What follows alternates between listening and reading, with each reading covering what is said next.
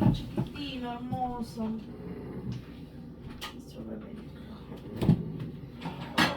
En esta olla hay que usar el de plástico ya, porque se va a raspar. ¿No? Digo, usamos siempre el de plástico en esa ollita, ¿ya? ¿Ya? Mocino. No, mocino. Mocino. Acá conmigo,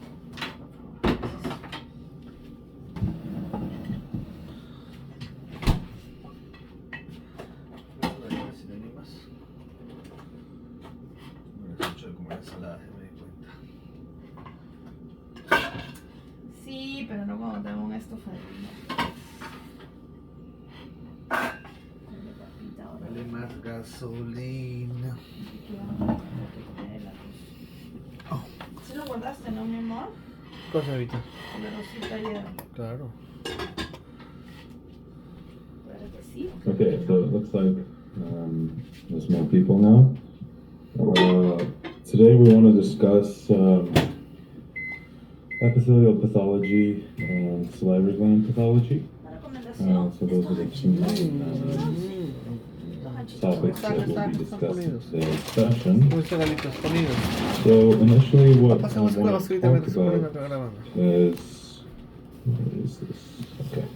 So initially I want to talk about the appearance of the epithelium. So we will talk about different types of keratinization, different appearances that epithelial pathology can have, since we're mainly worried about or focused on a white or red lesion or a combined red and white lesion in the epithelium. First, we want to discuss how this can happen. Okay, so starting with white, like why can the epithelium become white?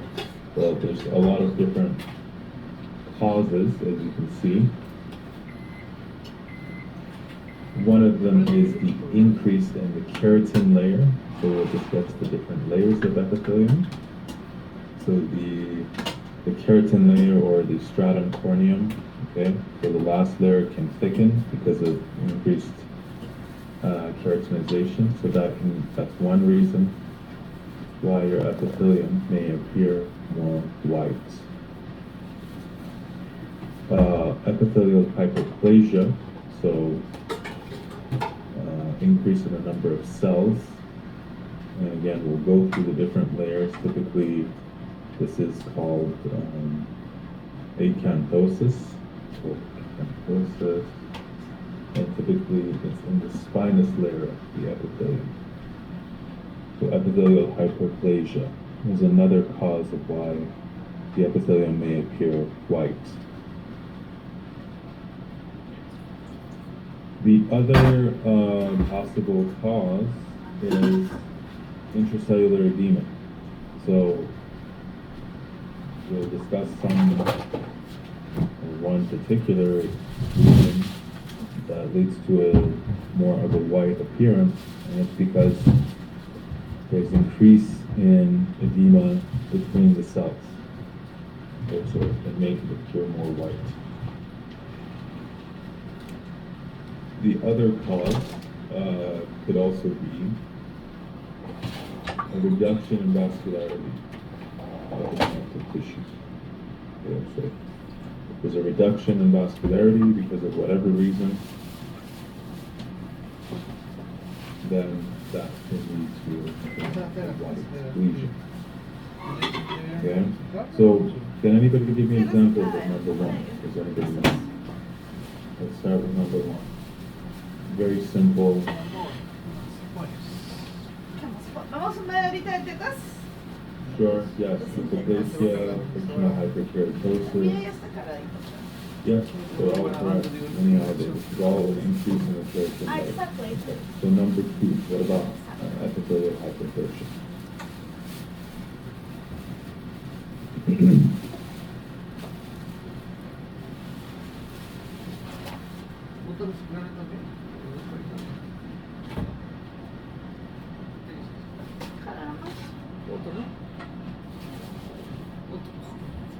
Lichen planus, sure.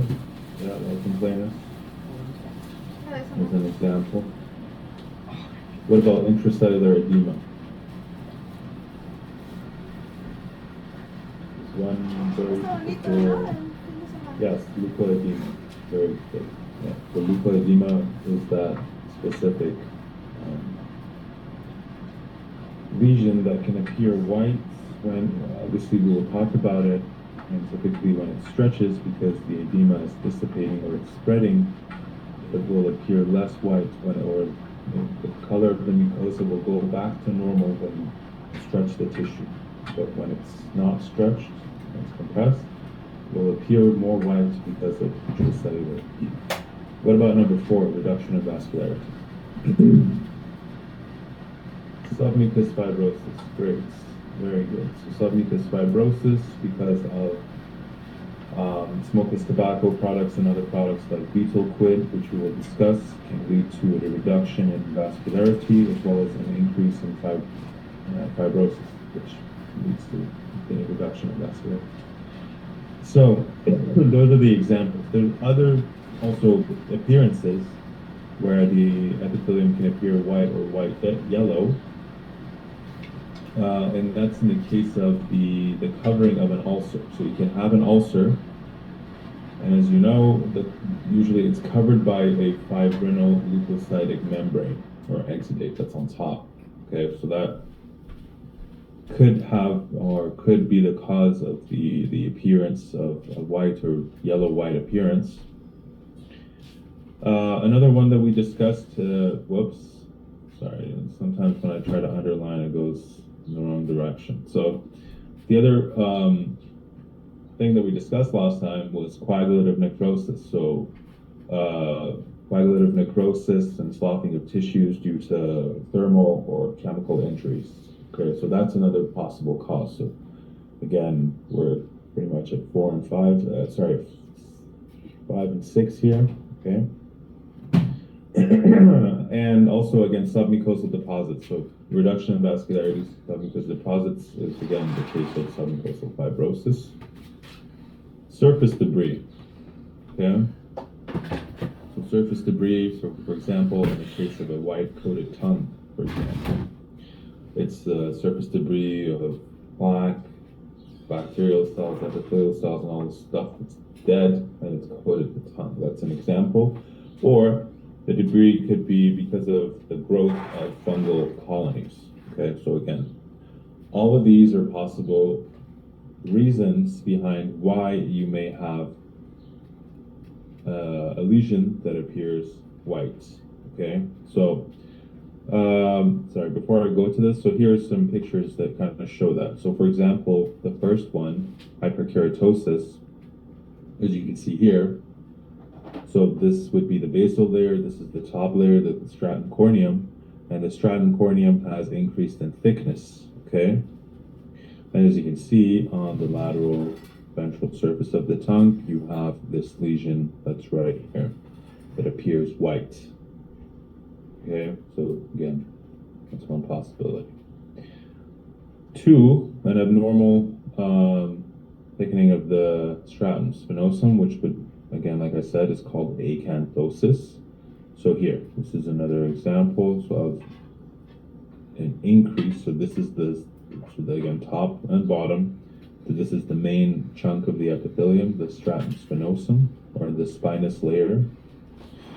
And this is when you have an increase in it, the lesion may appear more white. Okay.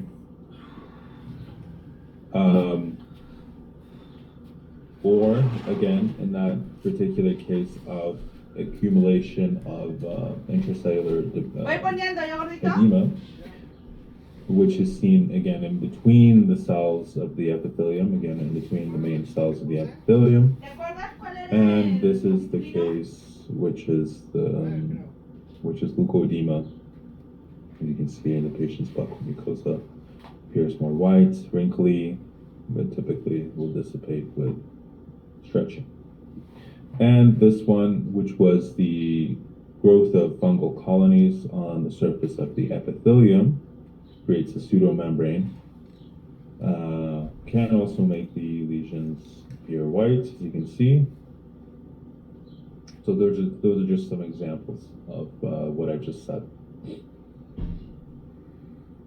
Okay, so just a quick touch up on different types of keratinization. Okay, typically inside the oral cavity, the type of keratinization that we have is para-keratinization.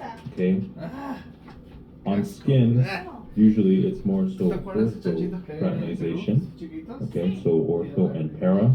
Okay, the main big differences are in this outer layer. So this is the keratin layer, stratum corneum, keratin layer, keratinized layer. It's got a million names. Okay, and the main difference lies here. So the main difference is that in para-keratinized epithelium, you see the presence of nuclei of the cells in the keratin layer. So you can see that, these little dots here, okay? Whereas with the keratin layer in orthokeratinized tissue, you do not see that, okay? So all of this stuff you're seeing here, this belongs to a lower layer. It's not on the keratin layer. So that's the major difference. Some differences in the thickness of granular layer as well. Typically, it's more thicker in ortho compared to para-keratinized. But the major difference is the presence of nuclei in the keratinized layer of epithelium. Okay, so going through these layers again, we usually have the keratin layer or stratum corneum. Okay, like I said, granular cell layer. Okay, that's usually more present in the skin and oral cavity. Sometimes it can be present as well. And then this one. So, like I said, the main thickness of the epithelium is this layer, the prickle cell layer or the spinous layer or stratum spinosum.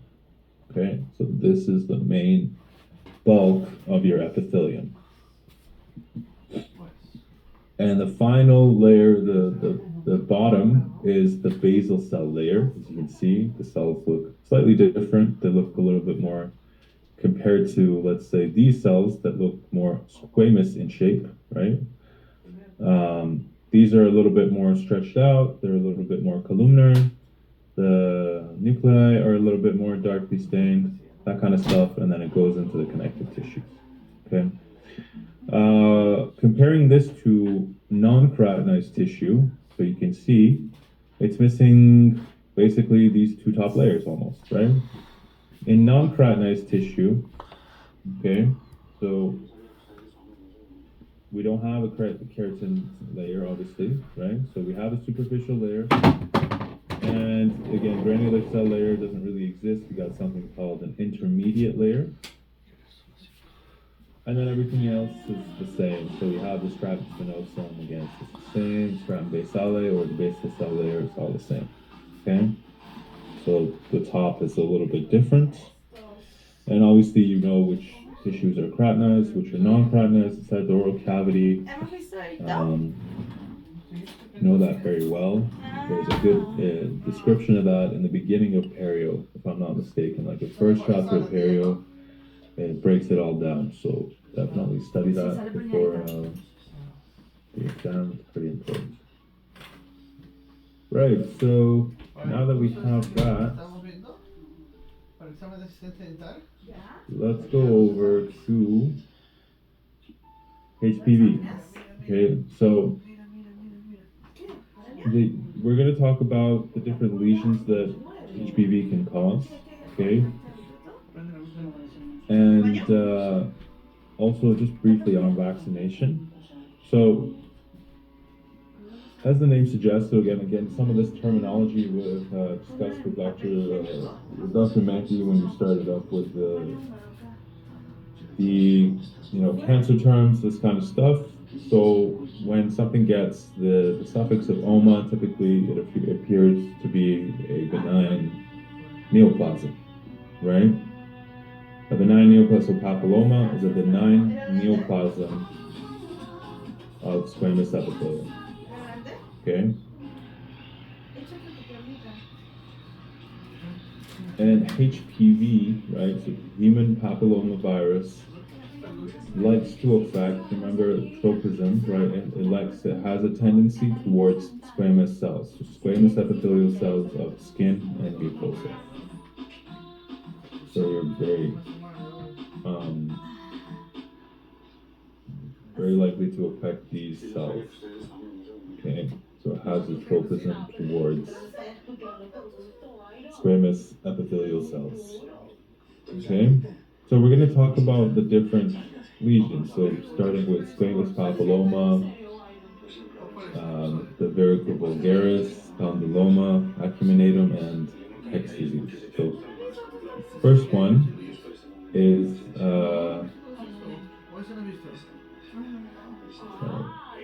so the first one that we have is going to be squamous papilloma, but before that we're going to discuss the subtypes. Okay, so remember the 6 and 11 typically are considered low risk types. Okay, what do we mean by low risk? So because it's a viral sort of disease, it can grow and it can create changes inside the cells. Okay, so remember that when they invade the cells, typically viruses can change different things inside the cells, right? And those changes are typically low risk with 6 and 11. It just creates these mucosal and cutaneous lesions, so a genital wart or squamous papilloma. A benign lesion is typically made with low risk HPV groups. Okay. However, with high risk subtypes like 618 and all these other ones, these ones not only can they create this, but they can also create these neoplastic changes inside the cell. So it can cause or can lead to the risk of formation of cervical cancer or oropharyngeal carcinoma. Okay, so this is why it's subdivided into low risk and high risk, because depending on the subtype of the virus, it can potentially create cancer. So that's why it's important to note these ones that we've written down here. Starting with squamous papilloma. Okay, so the squamous papilloma, again, a papilloma, just as a reminder, is a benign neoplasm that originates from squamous epithelium. The presentation clinically is typically something like this. You have a soft, painless mass, okay? And again, it could be pedunculated, it could be sessile, depending on the base, right? Sessile means that the base is broader. It's the broadest part of the lesion, so it doesn't look like it has like a little stem. Pedunculated is the opposite, so pedunculated is broad, is like this, and then sessile would be like this. So imagine a lesion where the broadest part of the lesion is there, and narrowest part is here. So usually pedunculated or sessile, so it really doesn't really matter. But the surface is important because the surface characteristics are typically like either it can look like a finger, so it can look like the one that you're seeing here, right? So it looks like it has multiple finger-like projections or cauliflower-like projections, or it can appear a little bumpy or it looks like a wart, okay? So that's what it typically looks like. The areas where you may find this are on the tongue, obviously as you can see here, palate, and the lips, okay? But it can appear everywhere.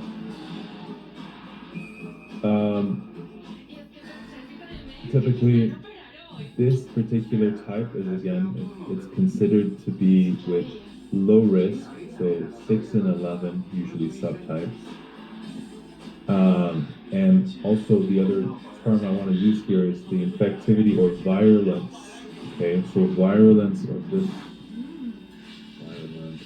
subtype is a little bit lower. So that's why when you see someone with a lesion like this, it's a single solitary lesion. So the characteristics is like a single solitary lesion that can be pedunculated or sessile, whatever.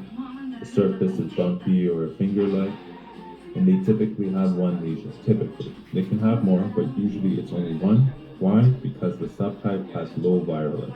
Okay. And with that being said, typically treatment is conservative. But the important thing is you have to excise this thing right at the base to prevent any possible occurrence. Okay? So that's squamous papilloma.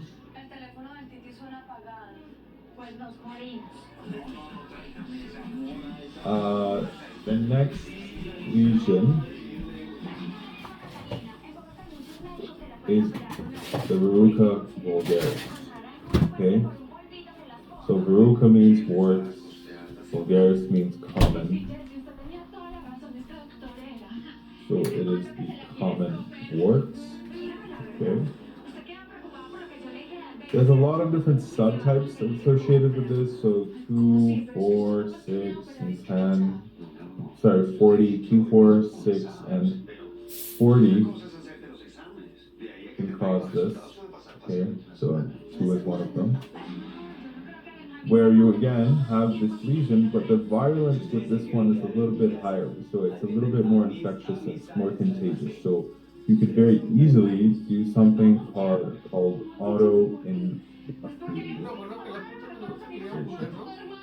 Okay, which means that you have something here, you touch your hand, you touch your face, you touch some other body part, and you spread the virus to other body parts or even to another person. Okay? Okay, so it's because it's very contagious, because the subtypes are a little bit different. But again, typically it's painless, like exophytic mass. It can be, the surface can appear papillary again, or it could be rough and pebbly, wart-like, right? The size can be different. It could be a nodule, it could be a papule. So size is different. This subtype in particular can have extreme accumulation of keratin. So it can appear a little bit whiter, but it can happen in all of them. This particular finding is called a keratin horn or cutaneous horn. Okay, so extreme accumulation of compact keratin resulting in hard surface projection is called a cutaneous horn or a keratin horn.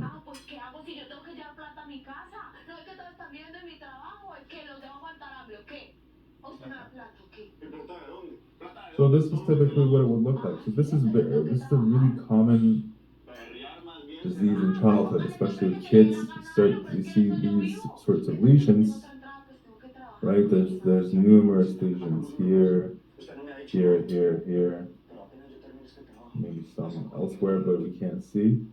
Where we have several of these sort of nodular exophytic lesions with rough surfaces on the dorsum of this child's finger.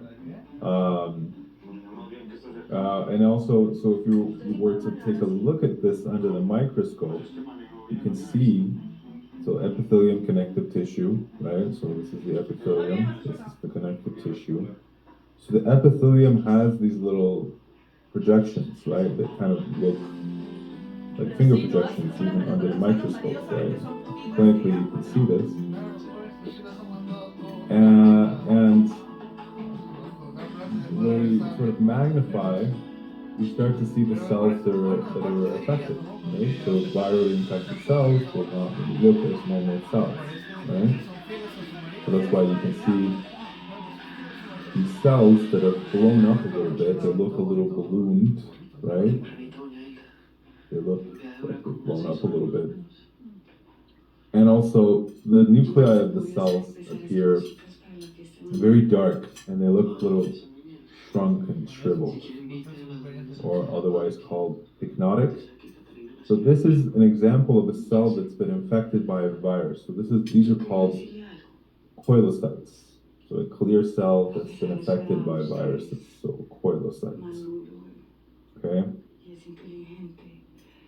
Right, so remember the surface projections. Remember, the other thing is with a lot of pathologic processes, you have something here in the epithelium.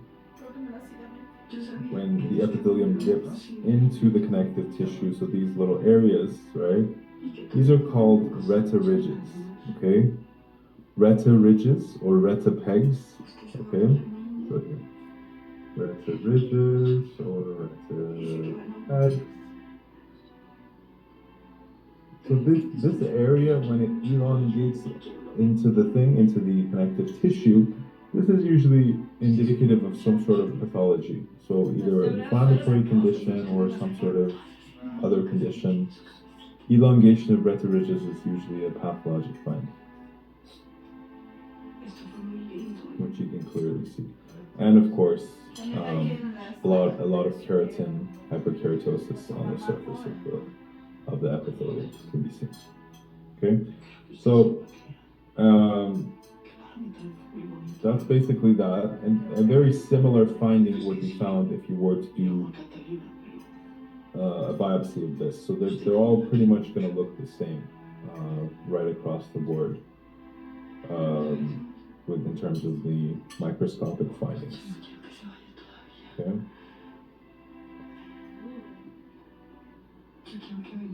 Now, the second to last one in the HPV lesions is the genital or venereal wart, also called condyloma acuminatum. Okay. So 6 and 11 can also cause this, okay, along with other subtypes. And typically it's more focused on the genital regions, but it can happen in other areas as well. So the larynx, the mouth, all these areas can be affected. And remember, venereal or sexually transmitted infection or disease, okay? It's a very common STD or STI or venereal disease, okay?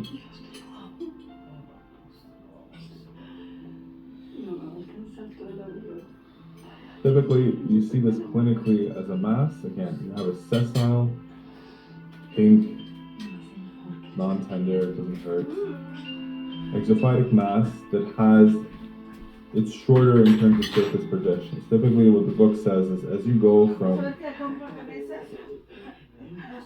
squamous papilloma to the condyloma acuminatum, the surface projections become less finger-like and more broad and like flatter. Okay, so this is what we have here.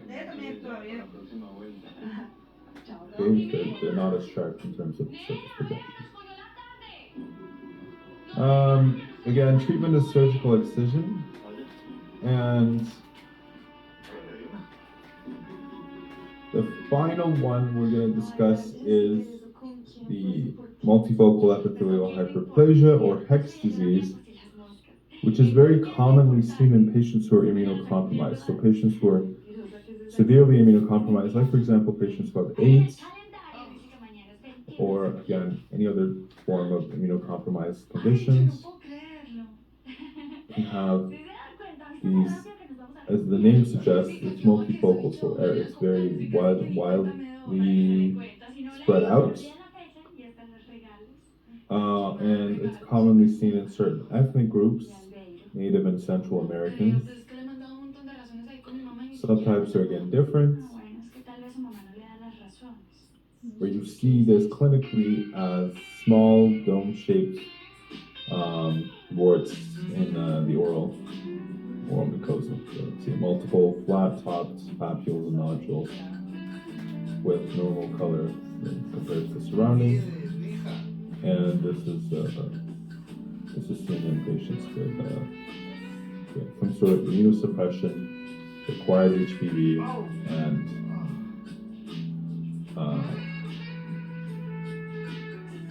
they develop this. Also, the other finding with this is in even patients who have HIV who are very well treated with antiretroviral therapy, there's an increase in incidence of HPV-associated lesions in general. I don't know why, it's just a common finding. For HIV patients that have good treatments, antiviral treatment, increase in incidence of new HPV lesions is very common. It's a common finding.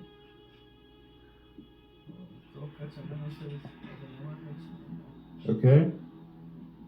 So it can appear anywhere else, not just the lip also. It can be on the tongue, so you can see here. Not sure why, but they love the vaccination schedule, so memorize this. Typically, vaccinations in Canada are done in school-age children for girls and guys, obviously. And typically, it's best started before, like you want to complete the complete round of immunization before they're older or otherwise sexually active. And there's two main vaccines, Gardasil 9. There's a quadrivalent, so there's 4, and then there's a Gardasil 9 which protects against everything, and Cervarix. Okay, so these ones typically will have the low risk and high risk ones sort of combined together, and again, like I said, it's done earlier. If I'm not mistaken, it's 016. 016. So first dose and second dose at the first month and then 6 months.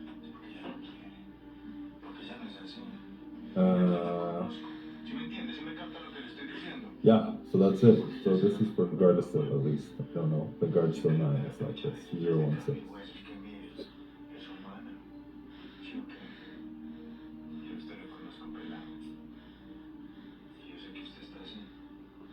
Okay. Slide, yeah, hold on, let me post this. So the slide is going into the dots.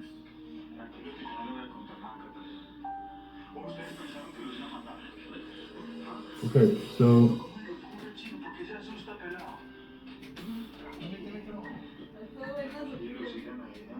do you have any questions on what we just discussed? If not, we're going to go with the rest of the lecture.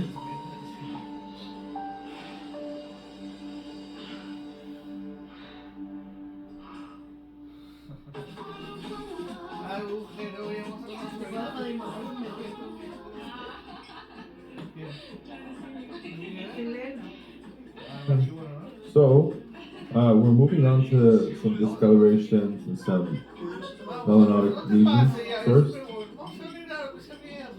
So the oral melanotic macule, also called focal melanosis, okay?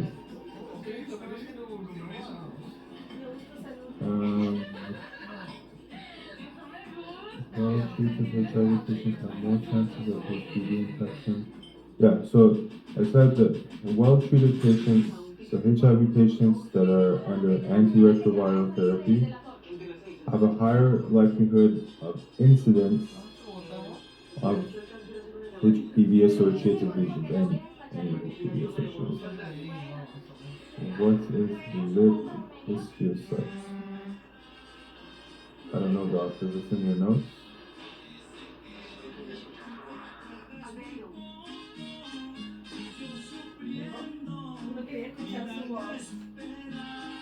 Is there fertilization and condyloma accumulation? Yeah, it can cause keratinization. Okay, so lipid histiocytosis we're not going to cover. If it's in the notes, please just study it. We're going to move on with the melanotic macule. So the oral melanotic macule is a very common finding in the gingiva and the lower lip. Okay? So you can commonly find this, and it's pretty much found routinely. So it's asymptomatic and does not have any malignant potential.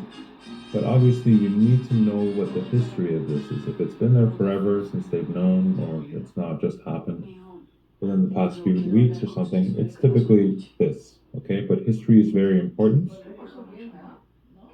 And as we mentioned, it is a macule. It's flat. It's not raised. It's not indurated, or it's not endo or exophytic, anything like that. It's flat.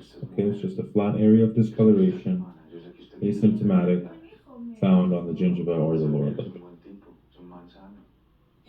So histopathology is basically increase in melanin, and that is it. So the melanocytes could possibly be increased in number, but typically it's an increase in melanin. So melanin is increased, the amount of melanin. Possibly melanocytes, but it's just an increase in melanin. That's why you have just the focal area of discoloration. Okay? And the increase in melanin is in the areas of the basal and parabasilar layers of the epithelium. Okay, so the epithelium is normal. The melanin production is increased in the basal and parabasal layers. So that's why you see this lesion. Excuse me.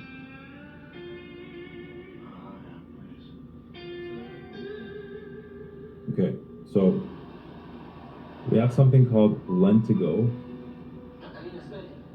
or lentiges, it's plural.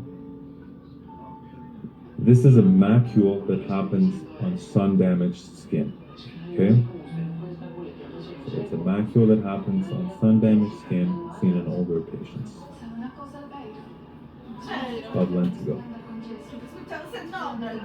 And then this is another example of the melanocytic macule, which, like we said, can be on the gingiva or on the lower lip, so the vermilion of the lower lip, or in intraoral sites, so it can happen on the gingiva.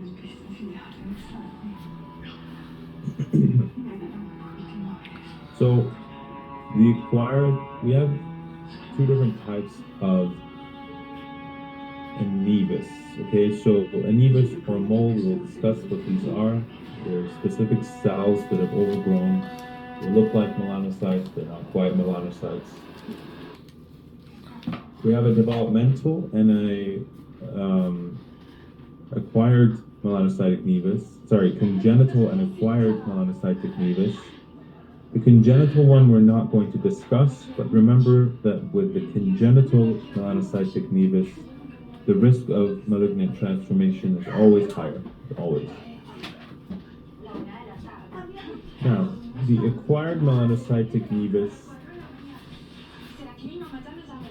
is an accumulation of these cells, these nevi cells, that look a lot like, they resemble melanocytes, okay? Okay, it creates something called a mole or a melanocytic nevus. So,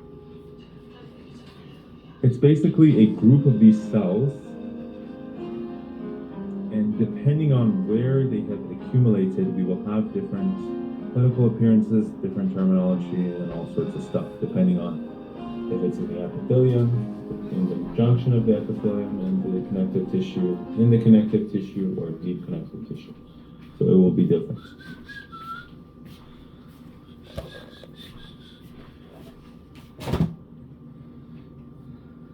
Remember, with the collection of these nevi cells, typically they're referred to as nests.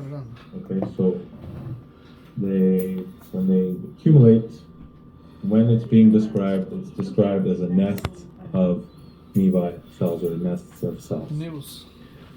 The most common areas for intraoral melanocytic nevi is typically the hard palate, followed by gingiva and lips.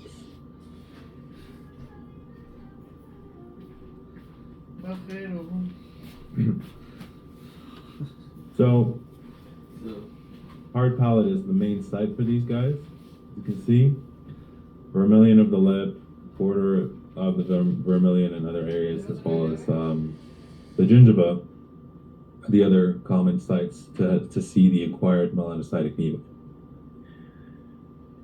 So, like I said, there's different types depending on where they are, okay?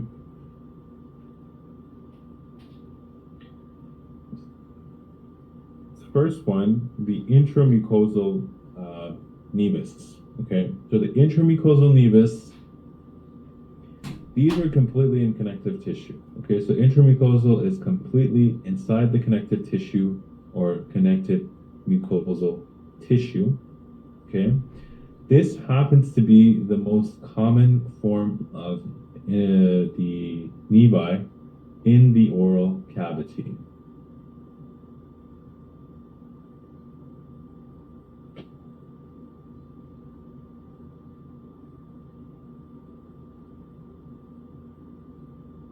Somebody's asking, how do you differentiate them from the previous one? So we will discuss this, but as I said, the focal melanotic macule is flat. It's flat, okay? It's flat. Where we will find with most of these are raised, okay? So they're raised, depending on where these cells are, where they've accumulated. But the only way to know for sure is to do biopsy, okay? So coming back to this, the intramucosal nevus, okay? We said the cells are completely inside the connective tissue. So imagine this is the nests or the collection of these cells. They are completely inside this, which is this is the epithelium, this is basement membrane connective tissue. So they're all hanging out in the connective tissue. So this is an intramucosal nevus, which is the most common form seen inside the oral cavity. So remember, mucosal refers to mucosal. Spots, skin has a different suffix, or it's dermal. So intradermal is if it's seen on the skin, okay? Also called the common mole, okay? So again, the cells are inside the connective tissue of the skin. It will be called an intradermal nevus, okay? But if it's inside the mouth, we don't have skin inside the mouth, we have mucosal lining, so it's called intramucosal. Now, I'm gonna skip blue for a second. So intramucosal. The other one is compound. As the name suggests, it's a combination of different things, right? So the cells, or the collection of the cells, are located both in epithelium and connective tissue. So it's a combination of both the collections of these cells in the epithelium and the connective tissue. Okay, so this is called a compound nevus, which is pretty rare for the oral cavity. Number 4 is a junctional nevus, where the cells are inside, or they're located right at the junction of the epithelium and connective tissue. Okay, so junction of the epithelium connective tissue, again, very rare in the oral cavity. We said this is more common, the intramucosal. And the cells are in the junction of the epithelium and connective tissue. This subtype has a higher risk for malignant transformation. Okay, so higher risk for malignant transformation. So we had intramucosal nevus or nevi, which were the cells that were completely in the connective tissue, most common inside the mucosal spots. Compound nevus, where both were, present, both components in the epithelium and connective tissue, and the junctional, which was at the junction of the epithelium connective tissue. Both of these were rare inside the oral cavity. This had a highest risk of malignant transformation. Blue nevus. So the blue nevus, okay, this is the specific type that is consists of the cells that are in deep connective tissue. Okay, they're spindle-shaped cells that are found in deep connective tissue. This is the second most common after intramucosal, okay? And we almost always see it on the hard palate. Okay, so in the oral mucosa, most common is intramucosal, and second, blue nevus. If it's skin, again, intradermal is most common, and then the other ones, the compound and junctional.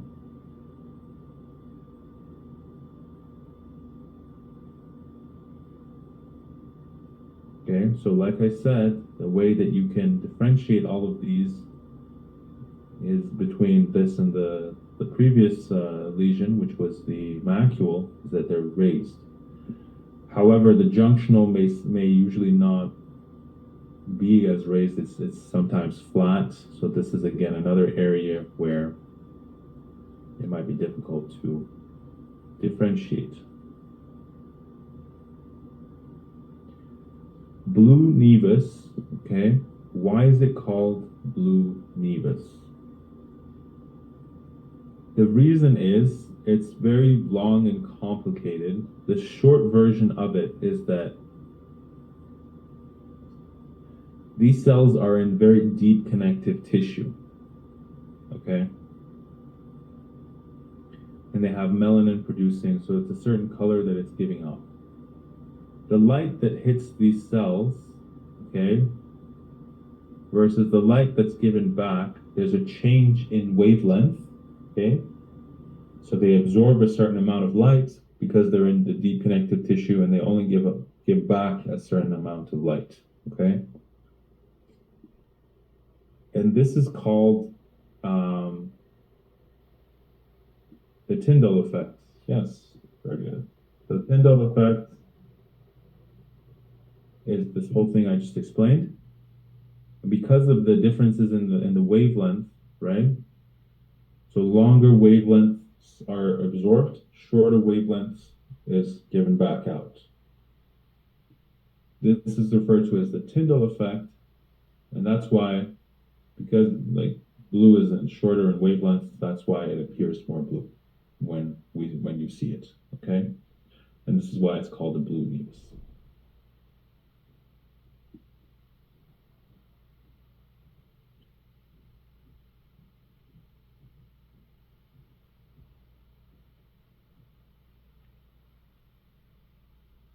So again, just to recap, intramucosal nevi,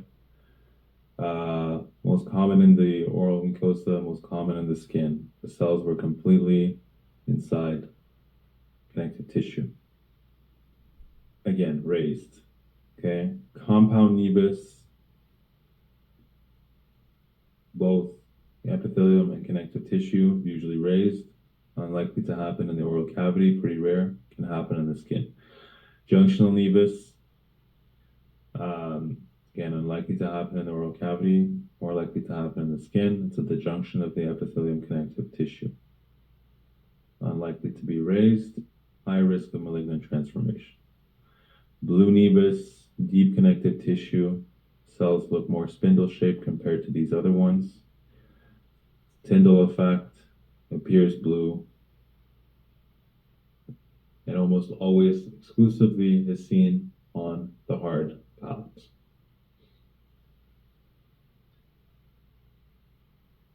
Okay? Okay, so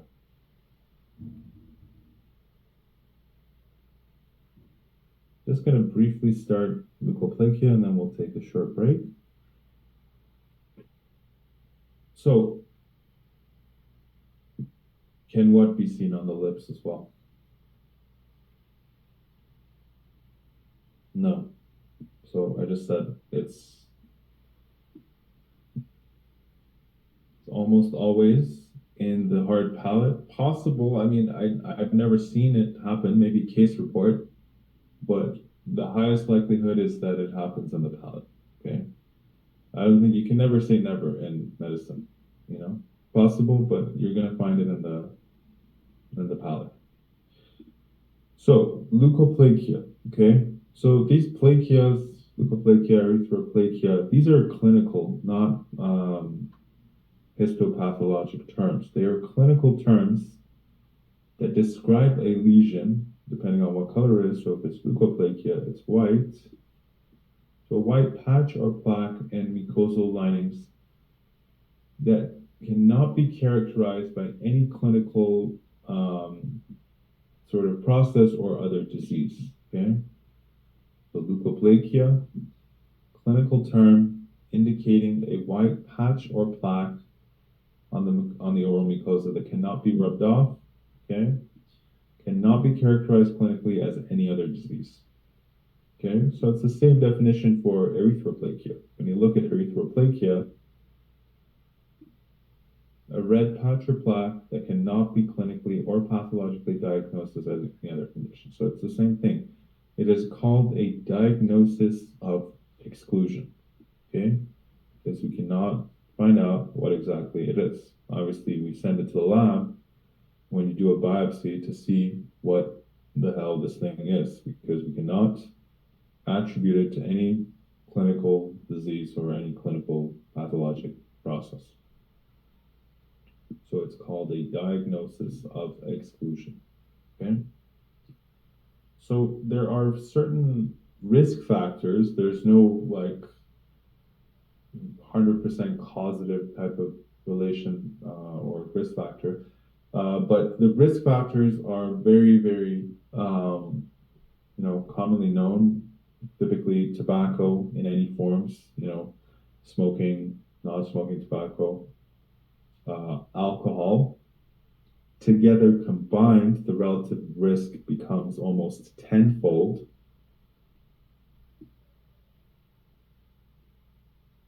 And 1 second, sorry.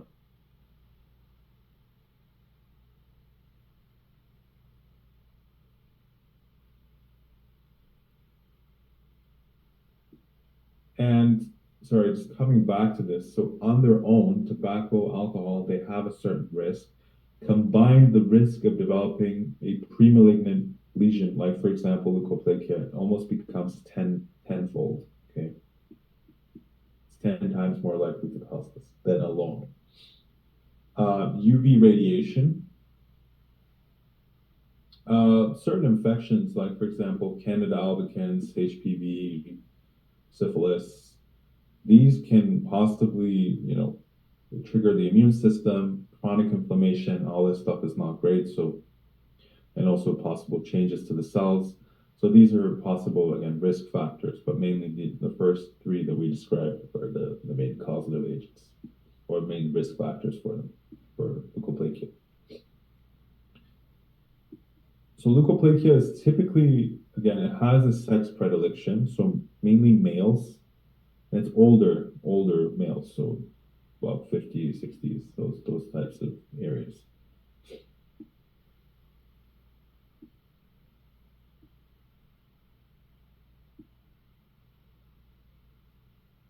So the main site of occurrence for leukoplakia, you'll see is vestibules, buccal, mucosa, palate, alveolar ridge. These are common areas. Less common areas are the lips, tongue, and the floor of the mouth. So when you look at this, the risk of malignant transformation is higher at the sites that it is less likely to occur in. Okay, so higher risk of malignant transformation in areas that are least likely to develop it. Okay, so that's why floor of the mouth or the ventral and lateral tongue, it's almost like you're going backwards in that list. These are more likely to develop malignant transformation. Okay. So why do we do a biopsy? We do a biopsy because I said it is a diagnosis of exclusion. We don't know what the hell this thing is. It can be one of a few things, okay? So almost all of them are going to show hyperkeratosis, okay? So we discussed why a lesion may appear white. Okay, so in most of the cases in leukoplakia, the name basically means leuko means white, plaque means plakia means plaque, right? So it's a white plaque. Reason why it's white typically is you have hyperkeratosis. But what's important is for us to see if there's any level or degree of dysplasia or neoplasia even, okay? So you may either have benign hyperkeratosis alone, so without dysplasia, or you have hyperkeratosis with a certain level of dysplasia, which we'll discuss, or even, hyperkeratosis with presence of an early carcinoma or invasive carcinoma. Okay, this is why you do the biopsy to see what stage this thing is at. Okay, and for some reason, the hard palate is a best prognosis in terms of leukoplakia. Okay, so like I said, the more common areas, least likely to develop malignant transformation. The areas that it is least likely to develop in have the highest risk for malignant transformation.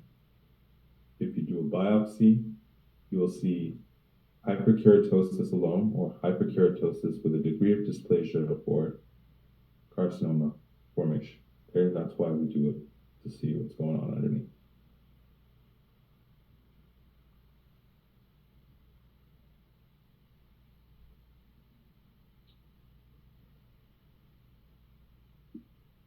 So this is a really nice sort of picture diagram thing that shows what can happen when you start off with a normal epithelium and how it can, different degrees of dysplasia will affect it. So as you can see, starting off with this end, there's nothing wrong, everything is fine. And then you start to see the different types of, epithelial and connective tissue changes that can happen when you have a leukoplakia. So starting off with a thin, smooth leukoplakia, we discussed hyperkeratosis. You can see it's in the first line of all of these things here. So you're going to have hyperkeratosis, okay? Acanthosis is another thing. So we discussed an increase or abnormal increase in the spinous cell layer. It's called acanthosis. And you might see some inflammation in the form of lymphocytes here. So not much going on. As this thing starts to grow a little bit, you start to see these blue cells, right, where different levels of dysplasia start to occur. Okay, so these are all dysplastic cells. Okay, and as you go from here to here, the changes are, there's an increase in the amount of dysplasia, where here it was probably mild dysplasia. It goes on from towards moderate to other things that we were discussed here. Okay, so and you can see that the surface of the cells are also, the surface epithelium is changing. It was first smooth and thin. It can become thick, fissured, granular even, or verruciform, which means like it's wart-like on the surface. You can see it's bumpy. The lymphocytes or the inflammation starts to increase in this area as the dysplasia and the changes decrease or increase. You may even see superinfection here. This stuff is supposed to be Candida hyphae, so you can have superinfection with fungi even on these areas. And also the retipegs or retiridges, you can see they look bulbous, especially when you go towards this area. So like I said, when there's changes in these retipegs or the extensions of the epithelium into the connective tissue, it's usually indicative of a pathologic process, so in this particular instance, dysplasia. Okay, you can see even the surface hyperkeratoses are starting to become irregular. Okay, so when it was thin and even thick, it was fine, but it becomes irregular. Other findings can also be present, and also dysplastic cells and I think Dr. Mehta might have discussed this, changes in dysplastic cells. When cells become dysplastic, they show certain findings. For example, increase in nucleus to cytoplasmic ratio, multiple nucleus or multiple mitoses, irregular mitoses. There's a lot of different findings. So those are in the specific to the cells, so please study them very well. It should be in this particular area that you have these, okay? So dysplasia in the cells and also dysplasia in the tissue architecture. So one is that bulbous retapexin retirigis, or this particular type of thing that can happen, or irregular hyperkeratosis. This is at a larger scale. It's at a tissue scale. Okay, and as you see, when we start to come this way, the level of dysplasia is increased to the entire thickness of the epithelium. Okay, so the entire thickness of the epithelium is affected. This has a specific term, okay? Carcinoma in situ. Okay? Carcinoma in situ means that you have top to bottom dysplasia. Okay? The entire thickness of this epithelium is dysplastic. But none of these cells have gone into the connective tissue. Okay? When they're still there, the whole thing from top to bottom is dysplastic. It's called carcinoma in situ. If any of these cells, one cell goes down into the connective tissue, then you have an invasive squamous cell carcinoma. Okay? So as long as it's still in there, it's not a carcinoma, but when it invades, it's a carcinoma. And then as you start to go towards this area, you can start to see this less white. For example, here it's got white and red elements. So it becomes speckled, or an erythroleukoplakia. So it has both red and white. And then towards the end, it's all red here. So it's just erythroplakia. So it's kind of like a course, or even, the sort of a clinical course of dysplasia that you can see here. And we discussed the important things here, like the findings on the surface, the changes in tissue architecture. We defined what carcinoma in situ is. Please remember this, okay? And we saw the different levels of dysplasia, mild, moderate, severe, up to carcinoma in situ. And then I said, any of these cells invade into the connective tissue, then you have an invasive squamous cell carcinoma. As long as all the cells are still in here, inside the epithelium, without invading the structures beneath, it's considered just dysplasia. Or even it could be carcinoma and such, but it's not SCC. Okay, so let's take a break for 10 minutes and come back. If there's any questions, please just shoot in the chat and I will try to answer. But I will see you guys in 10 minutes, and we'll continue on with leukoplakia.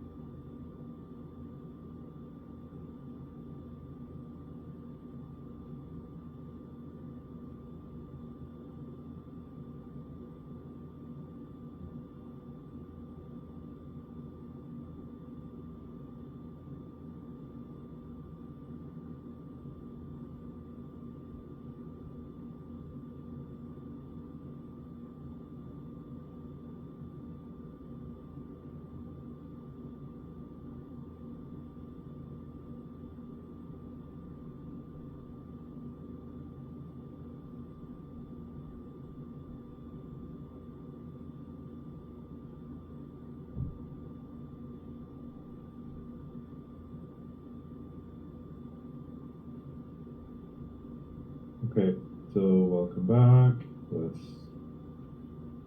continue on where we left off in leukoplakia.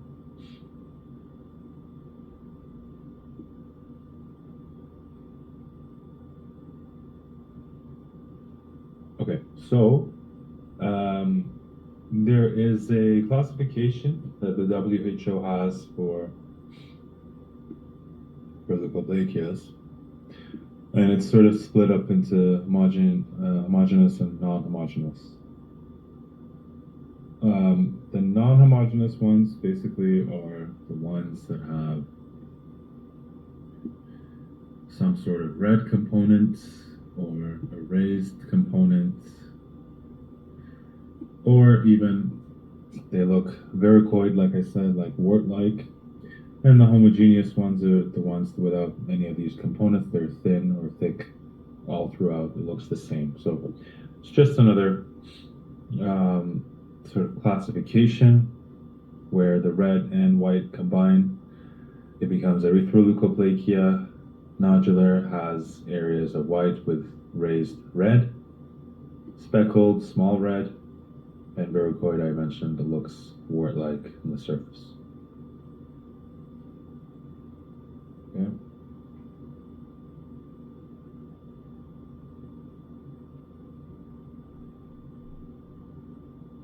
Okay.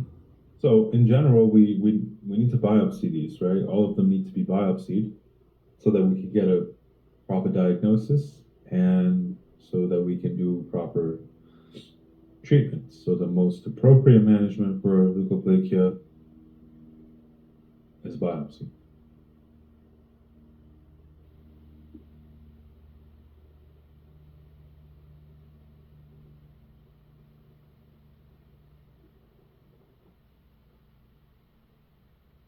Same thing for a erythroplakia, erythroleukoplakia, they're all the same.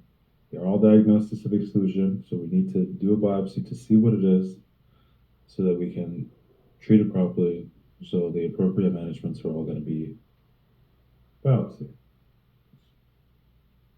And again, depending on what we have, okay, depending on the changes that we have, is it a dysplasia? Is it hyperkeratosis only? Well, how big is it? All of this will depend, all of this will determine how it is going to be treated, where we have the ones that are, smaller, have less severe changes. We may remove more conservatively. If there's an associated risk, like tobacco or alcohol usage, remove that risk as well. Compared to the ones that have moderate dysplasias or, severe dysplasias, again, removal is going to be more aggressive compared to the others.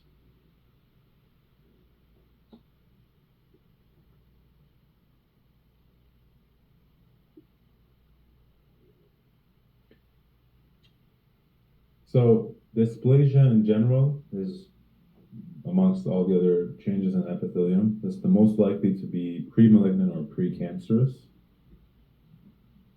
Here's the changes that we were referring to. So in the cells, you may see increase in the darkening of the cell nuclei, so nuclear hyperchromatism. The ratio between the nucleus and cytoplasm increases, but it's usually a smaller nucleus compared to a large cytoplasm. Kind of reverts or becomes equal, where the nucleus is just as big as the cytoplasm and becomes 1:1 instead of the 1:4 or 1:6 that it normally is. Nuclear and cellular pleomorphism, so the cells will look abnormal and different. So one cell may not look like their neighboring cell, even though they're from the same tissues. Multiple abnormal mitoses. Okay, so they can appear tripolar or differently. They look abnormal, and it's multiple happening at the same time. Again, carcinoma in situ is the most severe form of epithelial dysplasia, characterized by full thickness of change, but still inside the epithelium with an intact basal cell layer. Okay, so top to bottom dysplasia is called carcinoma in situ.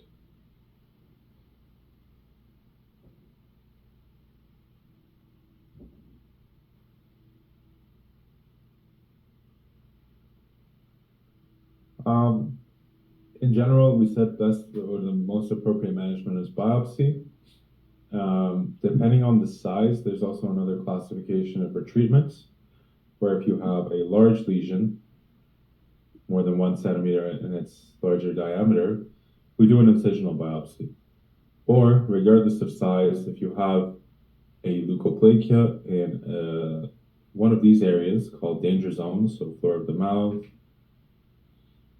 ventral posterior lateral border of the tongue, soft palate and retromolar area. So these are areas that have a higher risk of malignant transformations, you remember? Okay, so these areas are typically areas for incisional biopsy. If you have a smaller lesion, typically less than 1 centimeter in its largest diameter, or if it's not in the danger zone, otherwise, we typically do an incisional biopsy where you remove the whole thing with a rim of normal tissue, so 2 to 3 millimeters of tissue around it.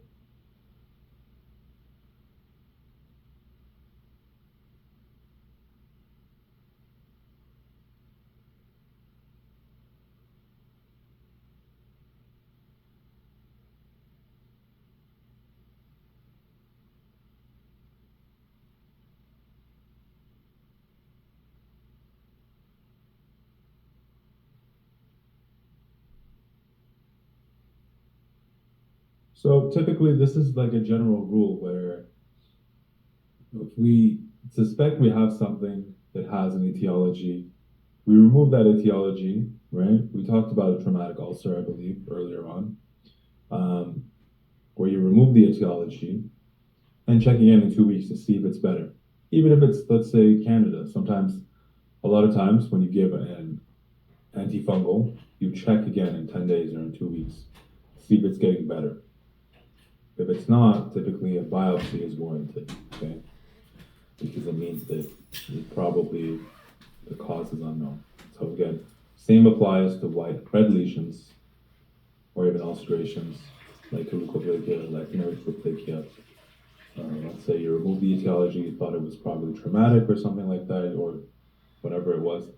You need to check back if it hasn't changed or if it's gotten worse. Typically, we do a biopsy.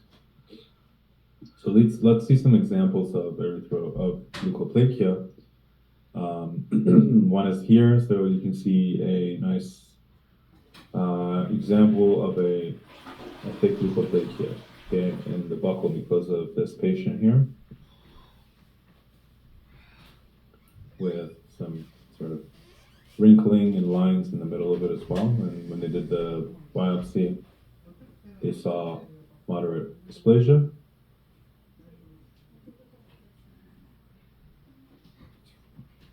This is a specific type of leukoplakia called proliferative verrucous leukoplakia, or PVL for short. Very commonly it's seen in the buccal mucosas or buccal vestibules. And it has a high tendency to develop, if it's not treated, it has a high tendency to develop verrucous carcinoma, which is like a subtype of SCC.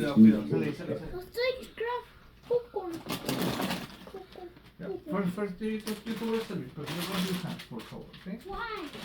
Porque como que bueno, subieron los jueguitos, son todos con caca, con pichín. ¿Por qué comiste el otro celular? Pusiste. Pusiste el Okay. otro celular. Cierto, mamita. Me encanta que puedes ver, tal vez han vencido tus miedos, ¿has visto o no? Any questions on leukoplakia ¿Ah? before we go over there real quick? Ahora el siguiente paso que yo quiero que hagas, otro día, poquito a poquito es el slide, ¿ya? No. ¿Sí?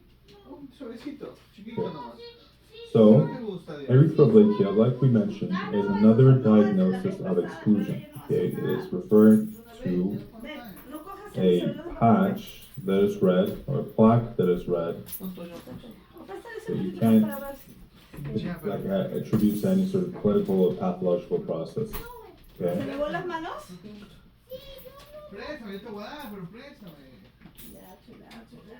Sorry, one question. Do the dysplastic changes happen in one cell and then spread through the epithelium horizontally, or does it happen to all the involved cells at the same time?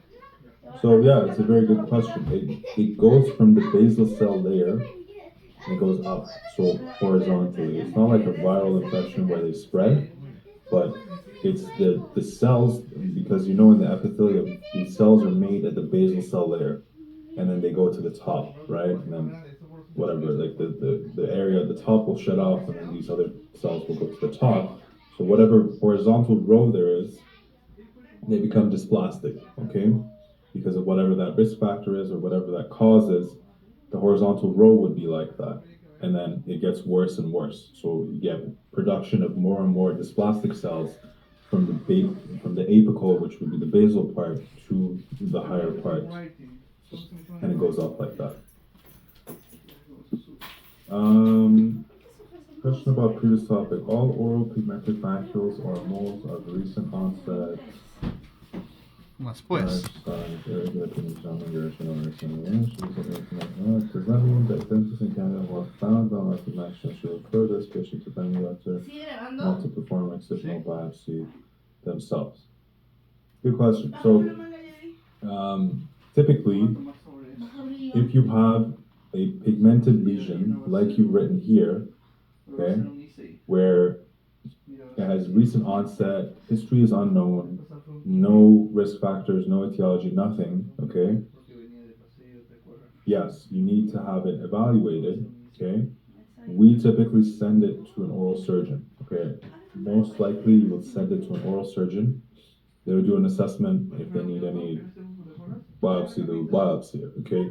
Oral pathologists as well, some will do it, but typically in Canada, an oral surgeon is the one who does this. They do the biopsy, they'll see the results, whatever other treatment is needed, they do that. And they send the patient back. But family doctors don't usually do something like that.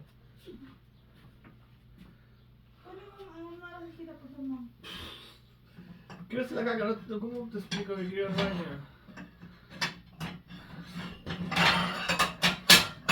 Okay, yeah, oral surgeons are good to save your butt at these times like this. You gotta send a lot of stuff to them, and unless, also, the other thing I mentioned here is unless you have training and you know how to manage this, you know how to do biopsies, otherwise a general dentist can do that. In terms of the biopsy, the diagnostic part, that's okay too. But usually, oral surgeon. So coming back to erythroplakia, we defined it like 20 times already. And now, what it looks like is, again, it's kind of similar to what the white one looked like. It's just red, well demarcated, so you can see the borders very well. It's red. It can be a patch, it can be a plaque, and it can be soft and velvety in terms of the texture that it has on the surface. So as opposed to leukoplakia, where we said it is more commonly seen in males, erythroplakia does not have a sex predilection. It can happen in both males and females. Again, patients are much older. In your book, does it say a specific age for leukoplakia? Say 50? It says 60? Or leukoplakia? Leuko is also 60? Pero si puedes reclamar todo sería mejor. 550. ¿Tú quieres canchita? No, ahorita no estoy Ah. ¿Ah? No age group. Okay, yeah, that's fine. Quiero si sigue hablando. As there is no private healthcare in Canada, do we need to liaise with any hospital first to send biopsy or just take it and send? So typically, if you take a biopsy, for our purposes, it's usually sent to, depending on where you are in the country, a lot of people send it to U of T. So U of T has an oral pathology center. So most of the areas in Eastern Canada would send it to them. Otherwise, then yes, you need to find a place that will take that specific specimen. I don't know how other areas in the country work, but typically it has to be the area that deals with oral pathology. You can't always just send it to the general pathology lab.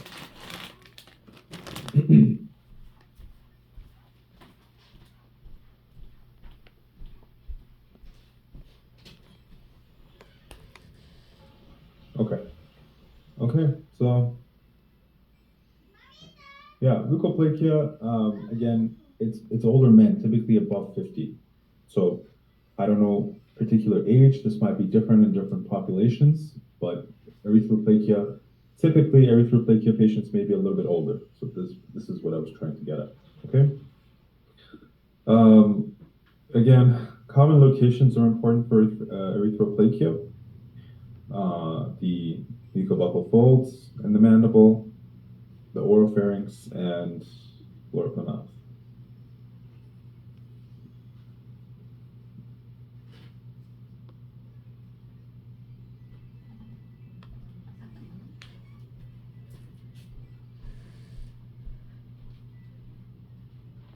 So erythroplakias are typically asymptomatic. They can be associated with a white component where it will make it the red and white plaque, the erythroplakia, erythroleukoplakia.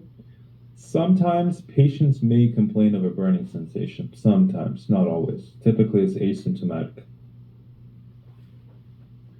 The problem with erythroplakia is at the time of discovery, almost all of them will exhibit a certain level of dysplasia, or even, worse, SCC or carcinoma in situ, okay?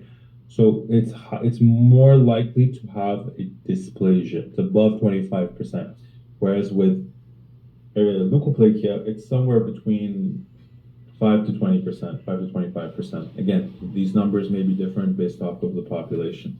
Middle East is different, North America is different. So what's important to remember is leukoplakias upon discovery are less likely to have, be dysplastic at that time compared to an erythroplakia. The erythroplakia at the time of discovery is more highly to have, or to exhibit, a certain level of dysplasia, or even worse, have carcinoma in situ or SCC. And if someone asks for, or if they ask you for the most appropriate management in any of these conditions, right, it's a biopsy. Okay, so here's some examples of erythroplakia. Erythroplakia. Here we can see this on the floor of the mouth of this patient. So you can see an erythematous macule here. And when they biopsied it, it was an early SCC. Here's another one that you can see on the hard palate, the hard soft palate area. So this giant area of red. Again, well defined, you can see that. Okay, biopsies to there's a question of biopsies to diagnose, let's say, new did incision, we have to the surgical incision laser, right? Yes.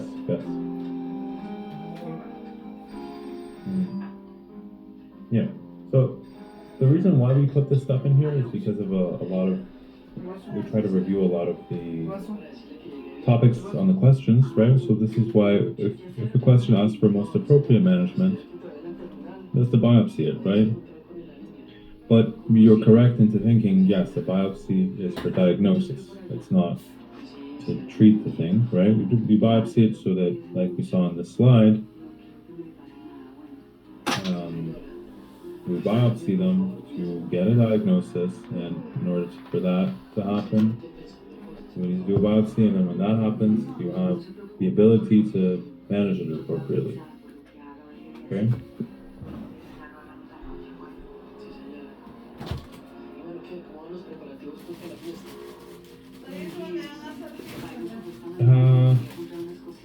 Focal hyperkeratosis. Más Okay. pues. Focal hyperkeratosis or frictional hyperkeratosis is due to mechanical irritation of the area. So when you have chronic rubbing or friction trauma against the specific surface, you will get hyperkeratosis due to the mechanical irritation in the area. And it will obviously appear white. Okay? Common areas for this are the lips, the lateral borders of the tongue, buccal mucosas along the occlusal line, and the edentulous-alveolar ridges.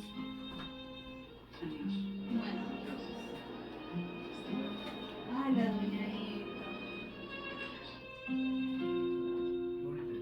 Okay, so if you were to do a biopsy of this, you would only see hyperkeratosis. You would not see any dysplasia because a true focal hyperkeratotic lesion is because of mechanical trauma, whatever it is. If it's an ill-fitting denture, or the patient bites themselves, or rubs their lips together, or bites their cheek, that kind of stuff, it won't be dysplastic.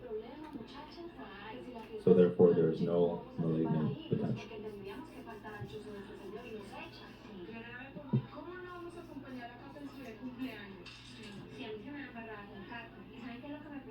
And pain help in initial differentiation between erythroplakia and other traumatic lesions.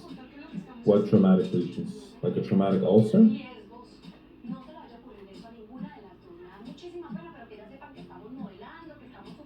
I mean, sure, it's part of your history, but it's not going to be definitive.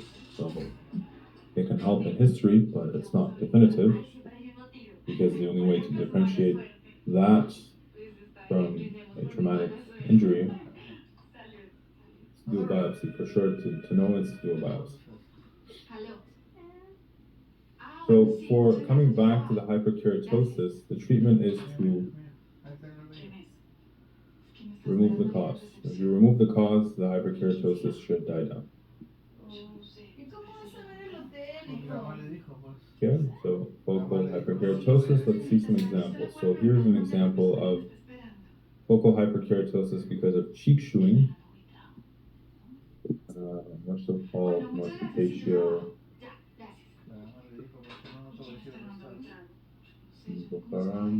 so that's the other name for it.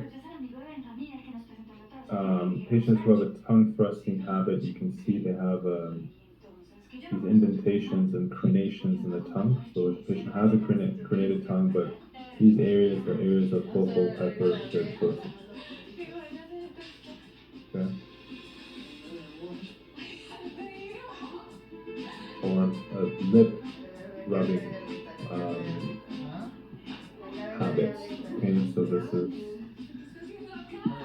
again possible.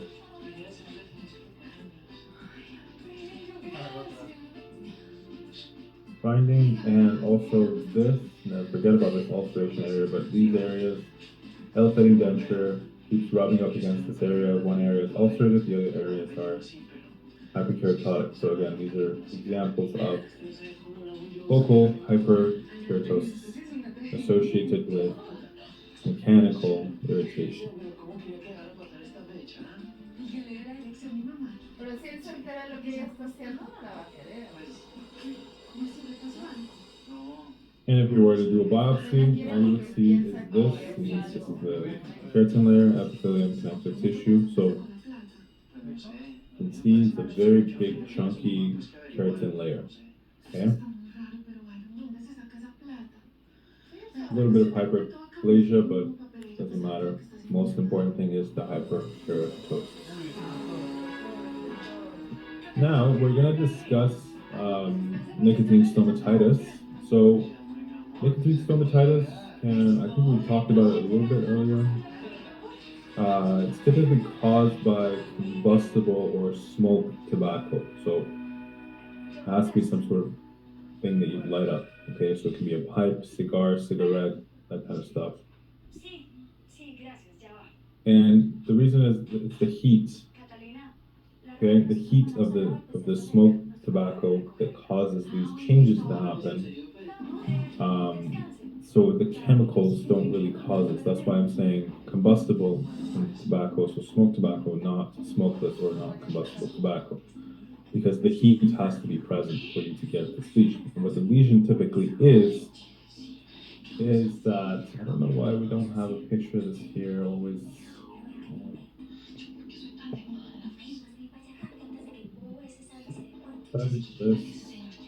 But you would essentially see someone's hard palate become very pale. This is a nice picture. Oh, it's YouTube. Let's find another photo. So somebody's palate will essentially become very pale. It looks very oh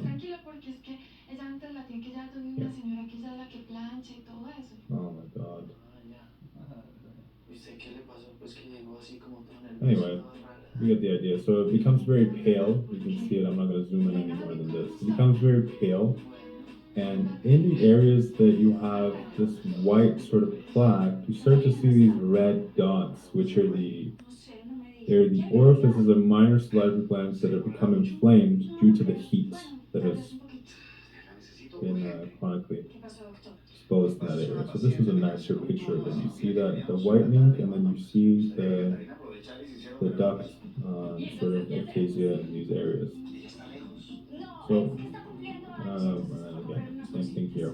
See the white, and you see those little red dots in the middle as well.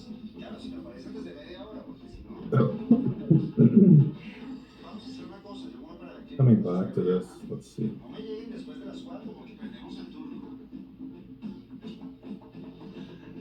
Sorry, bear with me, everything is falling apart right now.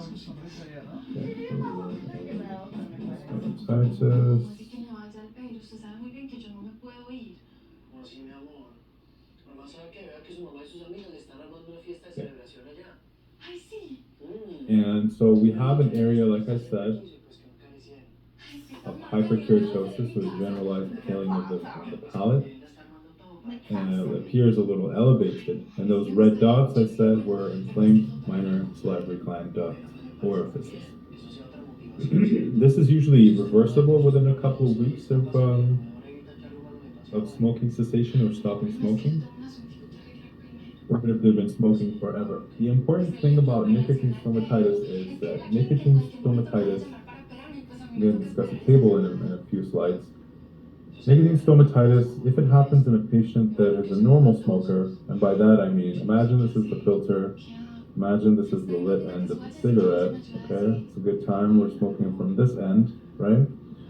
This is like a normal smoker, and then people who smoke from this end, I don't know why, I guess it's more fun, I wouldn't know, but this is called reverse smoking, okay? So reverse smoking, or a reverse smoker, can also develop a nicotine palate or nicotine stomatitis or smoker's palate, okay? The thing is, if you smoke it from this end, the lit end of the cigarette, the smoker's palate is considered to be a pre-malignant lesion, okay? Has a high risk of malignant transformation if you smoke it from the lit end, which would mean that you are a reverse smoker. But if you're a normal person and you smoke your cigarettes from the filter end, then there is no risk of malignant transformation. Okay, we'll see this table in a few more slides, and you'll see what I'm talking about. So other things that you can do, other epithelial changes or pathologies that can be present in smokers, especially patients who use smokeless tobacco products, it's smokeless tobacco keratosis. It's also called snuff pouch keratosis, where the patient will develop a white lesion in the mucosa where that smokeless tobacco is held. Usually it's in the buccal mucosa on the bottom somewhere, or it's in a vestibule or something, somewhere. So you see with this patient, they held it in their left buccal mucosa. The epithelium has definitely gone through some changes. It looks wrinkly, okay? And the severity of these changes depend on the amount and duration of usage. longer they use it, the more severe the change.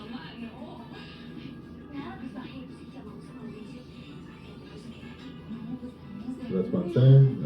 Mandibular vesicle mucosa is probably the most likely area because it just fits in there easier. The other name for this is snuff dripper's pouch. Not only can it affect the mucosa, but it can also affect the teeth in the periodontium. So it can lead to staining of the teeth, perio breakdown, recessions, and all this sort of stuff. Very rarely, it's been known to have dysplastic changes in the epithelium. Okay, so it's rare, but it can result in dysplastic changes and possible changes into squamous cell carcinoma.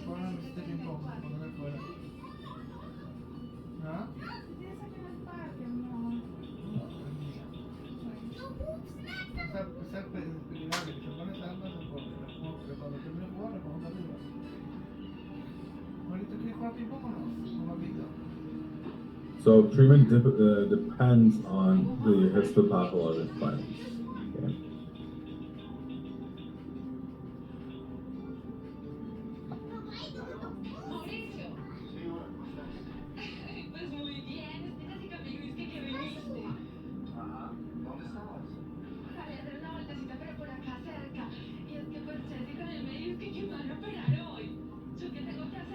The next lesion we're going to discuss is the oral submucous fibrosis, okay, which is actually a high-risk premalignant condition. It's chronic and it is progressive, so you cannot stop this. So with nicotine stomatitis, we said if you stop smoking cessation will lead to reversal. Even with smokeless tobacco, again, if it hasn't been a long time, again, cessation of the habit, after a few weeks it can stop. If it progresses still after 6 weeks or so, then usually it doesn't. But as you can tell with these ones, they are not progressive. But submucous fibrosis is progressive, okay, which means it won't stop. It will keep going. It leads to progressive scarring of the oral submucosal tissues. Typically, it is a specific thing. It's a specific sort of stimulant called betel quid, or betel nut or betel quid, found in Southeast Asia, those areas. So Asia, Southeast Asia, this is where that plant is found. Smokeless tobacco itself can also cause it as well. Difference between a precancerous lesion and condition.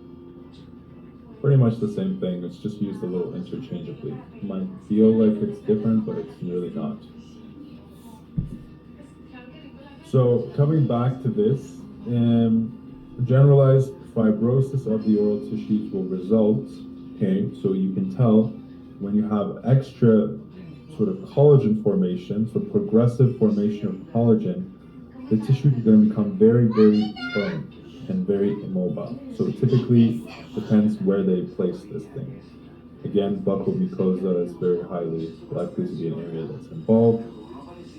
The lips, retromolar, soft palate areas.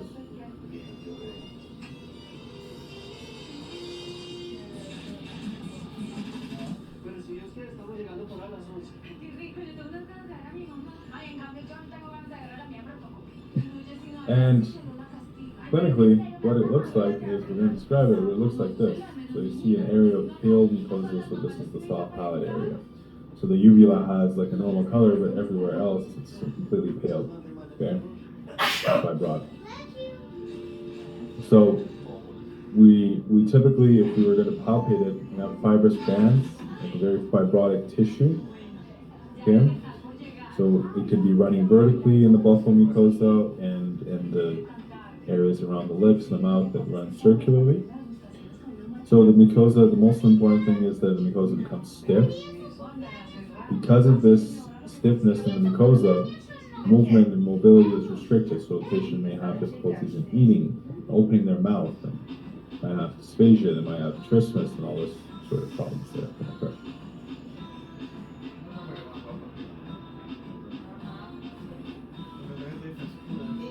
And then on the tongue, if it happens, it can become stiff and can decrease and diminish in size. Okay, so it's important. It's progressive, which means discontinuing the habit will not regress or will not stop this thing from continuing on.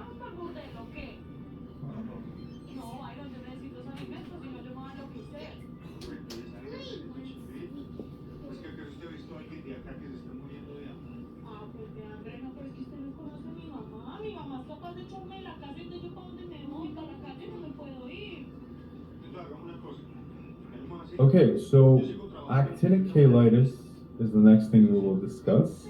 Or remember, whenever you see this word actinic, it means sun. Okay, so solar. So remember, this is supposed to be the sun. Okay. So if you see actinic, it means sun. So solar cheilitis or actinic cheilitis. So the sun damage basically will lead to damage in mucosal surfaces. So obviously, you don't walk around like that. It's usually the areas that the sun will directly affect, so the lips. Okay, it leads to degeneration of the vermilion of the lip. Okay, so dryness of the lip, especially the lower lip because it's more exposed to the sun, and all of this is because of chronic sunlight exposure. So a pre-malignant, again, so the pre-malignant lesion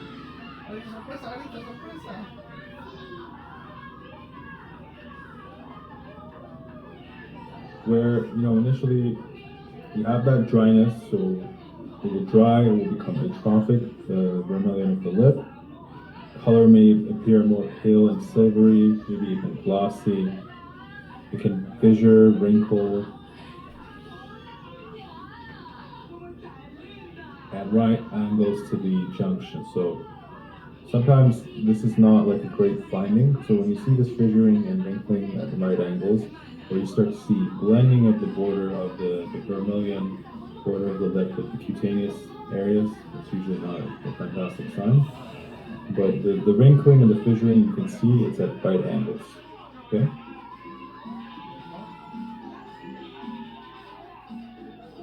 If this happens on the skin, it is called actinic keratosis. Okay? So if it happens on mucosal surfaces, on the lips in particular, it's called actinic cheilitis. If it happens on the skin, it is called actinic keratosis. Okay? So people who are consistently in the sun, they're very exposed to the sun, like golfers, farmers, fishermen, that kind of stuff, they're more likely to have sun damaged skin and have more exposure. So they have to be very careful to use, avoid direct sunlight if possible. So that's one thing to prevent this. Using sunscreen, sun blocking agents that are high SPF. So these are very important findings, or these are important preventive measures to avoid developing something like this.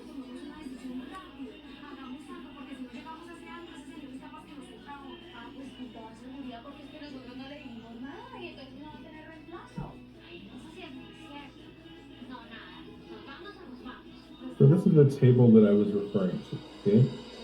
On the top of the list, this is increased, it goes from up to down in terms of risk of developing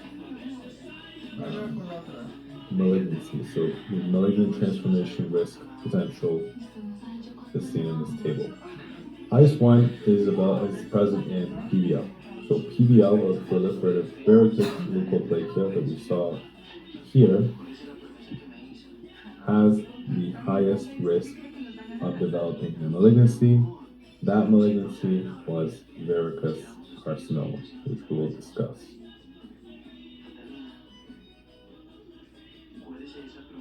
After proliferative verrucous leukoplakia is the reverse smokers.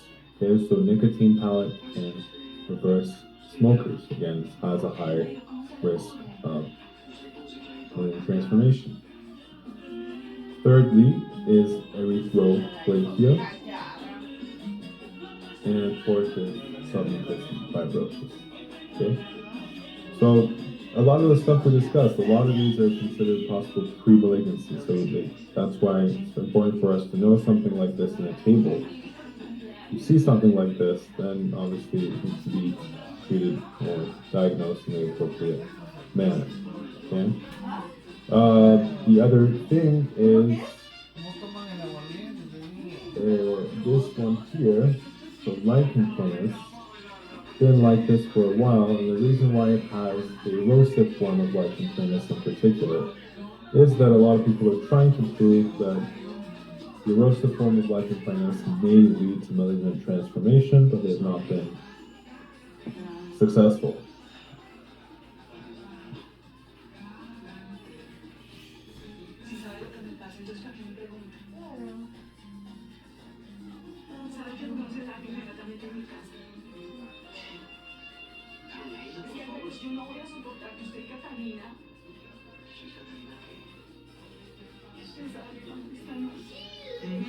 Okay, just a quick reminder here before we go on a break again. So remember that a malignant epithelial neoplasm,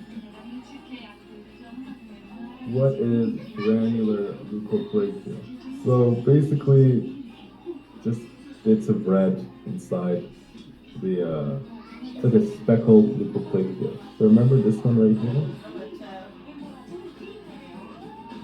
Speckled or granular leukoplakia means that it is not all white, it has other elements in it, like a red, like a small red papilla.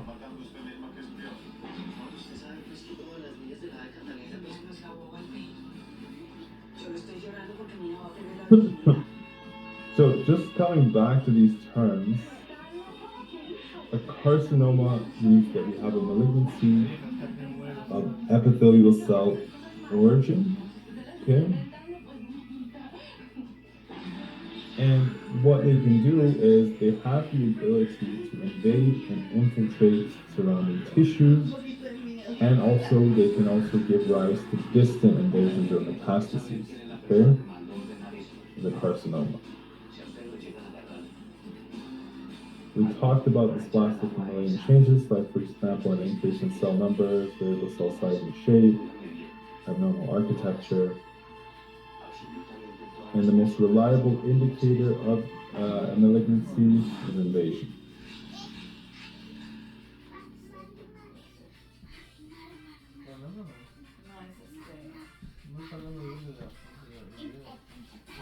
Gaelito, deja ir. Sal. No va a tocar, no va a tocar. Gael. ¿Tocaste? No tocó.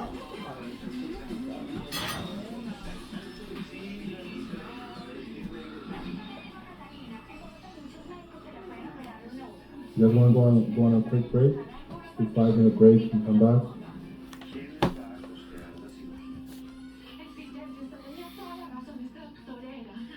Before we start SCC? Okay. So please come back in 5. We'll continue on. Thank you.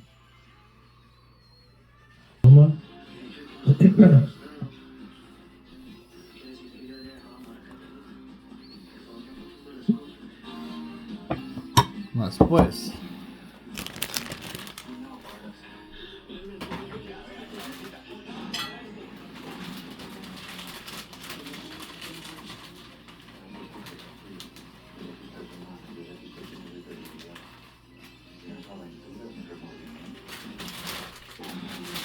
Okay, so squamous cell carcinoma, very important obviously for the exam, as it is the most common malignancy in the oral cavity, also referred to as the epidermoid carcinoma.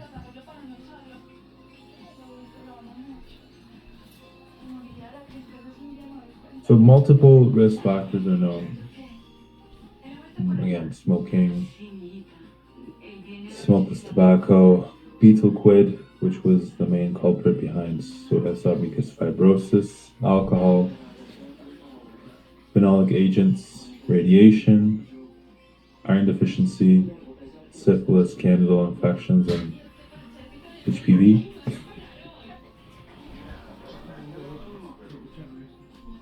Immunosuppression as well. As you can see here, like we've written down that someone who has a history of kidney transplantation has a high risk of developing SCC because of the immunosuppressive state that they were in or are in. Okay, so like I said, the most common malignancy found in the oral cavity is SCC. Now, in terms of where it's most common, you got to be careful with what the question is asking. If it's asking for the most common area overall for squamous cell carcinoma, it would be the lower lip near the midline. It's asking for the most common site intraorally, then it would be the posterior lateral border of the tongue.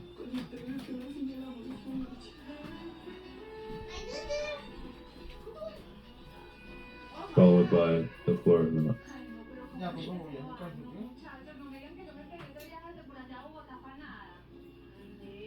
There's other areas as well, like the ones we've written down here, the posterior areas, soft palate, retromolar areas, non-split phosphate areas. Clinically, it can have a lot of different presentations. So it could be exophytic, meaning it's a mass that extends outwards. So it could be fungating, papillary, verruciform, so the surface texture might be different. It can have finger-like projections. It can have broad, flattened, wart-like projections, or it can appear fungating. It could be endophytic, which is the opposite. So you have a lesion that goes inwards, okay? So it is endophytic. So some terms that are used to describe this are invasive, burrowing, or ulcerated. So it could be an ulcer. Or it can appear as a red and white patch or plaque, as we discussed, okay? So it could be leukoplakic, erythroplakic, erythroleukoplakic. So history in general, obviously, is very important in terms of determining what a lesion is. And ulceration in particular is very important. It can also extend into the underlying bone, any type of SCC. It can be painful, it can be painless. It doesn't really have a specific sort of presentation in terms of pain or absence of pain. Again, something you might have discussed is presentations of malignancies is that usually it will appear ill-defined on a radiograph. Okay, so it can have ill-defined or ragged margins, also referred to as a moth-eaten radiolucency on a radiograph.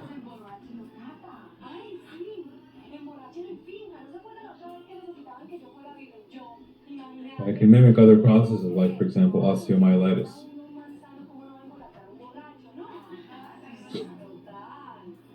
Did we discuss this last time, how well-defined, ill-defined borders can be different, and how there's exceptions to ill-defined, well-defined peripheries? I don't know if we discussed this. So here's one exception of that particular sort of rule, where we're always saying that ill-defined peripheries, most likely it's a malignant process. Osteomyelitis is one example, one exception to this example, where you have it's an inflammatory process, right? You have an inflammation and infection that's spread through the cortical medullary boundaries of the bone. You don't have neoplasia, so it's still ill-defined. So that's one example. Another example would be fibrous dysplasia. So fibrous dysplasia is another example of this, where you don't have dysplasia or neoplasia forming. You just have immature bone being laid down. Okay. So these are two examples where the ill-defined border thing is not necessarily indicative of a neoplastic process. So the opposite is also true. So for example, well-defined periphery. So if you have a well-defined periphery, typically it's indicative of some sort of benign process, if it's a benign cyst or if it's a benign tumor, benign neoplasia. Two examples are, one is Langerhans cell histiocytosis, so LCH, where you have punched out lesions as well as multiple myeloma. Yeah. So these are both malignancies where they create well-defined peripheries. So it's important to note that 1 plus 1 is always not equal to 2 in medicine.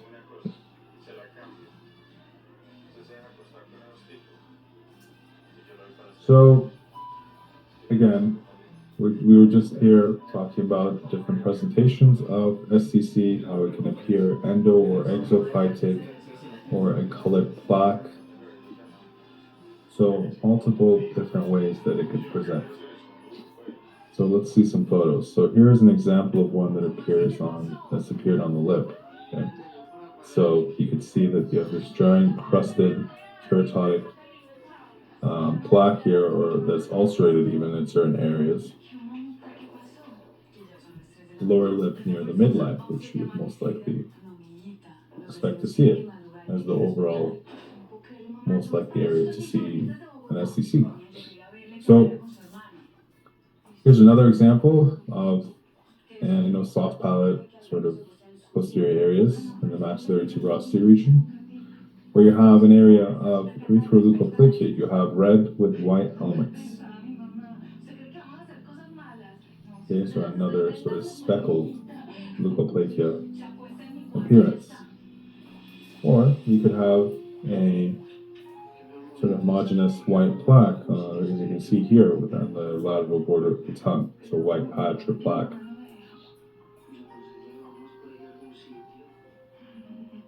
And the other possible presentation is an indurated or an ulcerative sort of lesion that has these rolled borders. So these rolled borders are always something to look for. And the patient did not have pain, so this is typically not a great sign.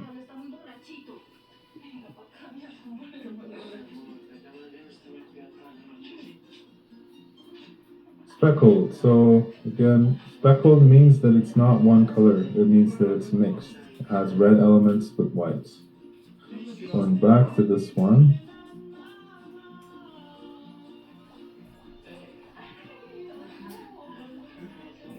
A white lesion with red components.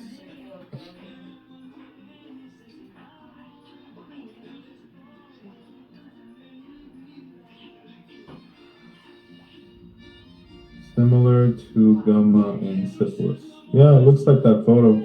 It just looks like a random ulcer. You don't know unless you do a biopsy, right?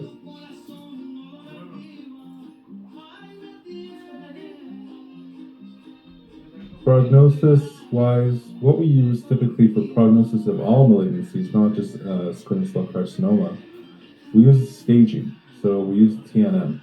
Okay, so the staging system is the most important way to basically determine prognosis of any malignancy. Okay, so break this down. It's typically the size and the location of the initial tumor. So that's the T. Okay. N is typically lymph node involvement, and M is presence or absence of metastases, distant metastases. Okay, so symptoms are really not a good indicator for prognosis, but the TNM staging is the main sort of basis and foundation for prognosis of all malignancies. In terms of location, lower lip, buccal mucosa, and gingiva are good because you'll see it and diagnose it earlier on. The areas that are poorest are floor of the mouth, tongue, again, areas you may not see, or areas that have a high risk of rapid development and malignant transformation.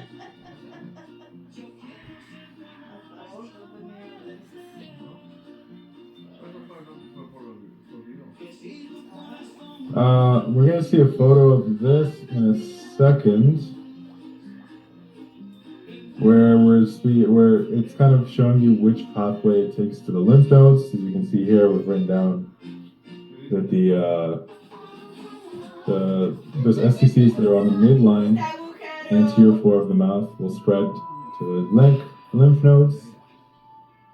The ones that are on the tongue will typically go to the submandibular nodes on the same side, so ipsilateral side. So we'll discuss this in just a second when we see the photo.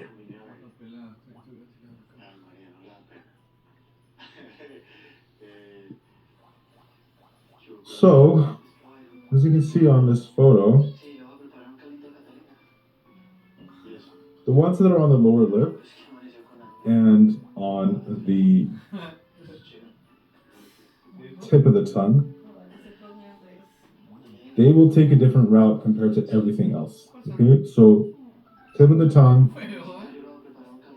and also the lower lip, they will go to the submental nodes first before going to the deeper nodes.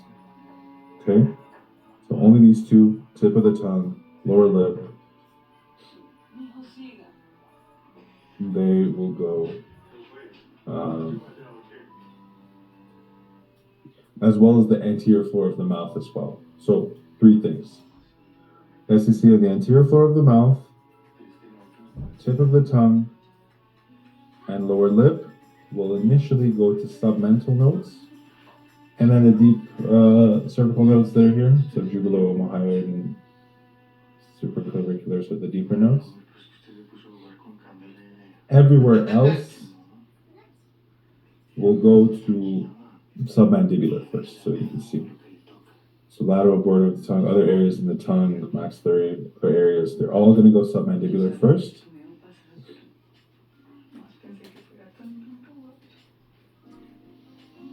Or jugulo-digastric first, and then they will go to the deeper nodes.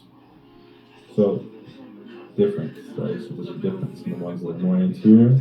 They do submental first, otherwise they will go to IPSI. It's all IPSI, ipsilateral.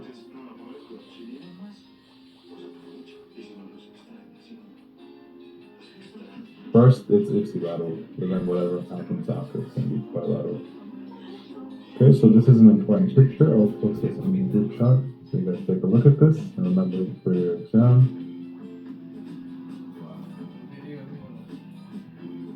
Sorry, give me 1 sec.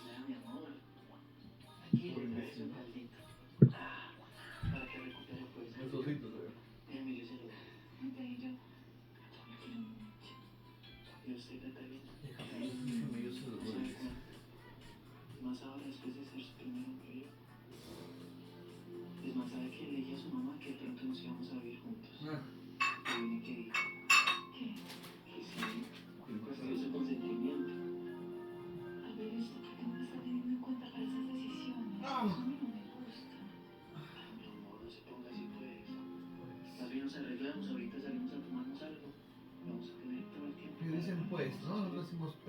Así que vamos a tener todo el tiempo de ir. Claro que sí, ¿cómo que no? No, es que yo ya me tengo que ir. Ya yo vi, Okay, so the metastatic spread of SCC will typically be through the lymphatics to the ipsilateral cervical lymph nodes first. Distant metastases will include these 3, lungs, liver, and bone. But obviously it can go anywhere. Most commonly it would go to the lungs, liver, and bones.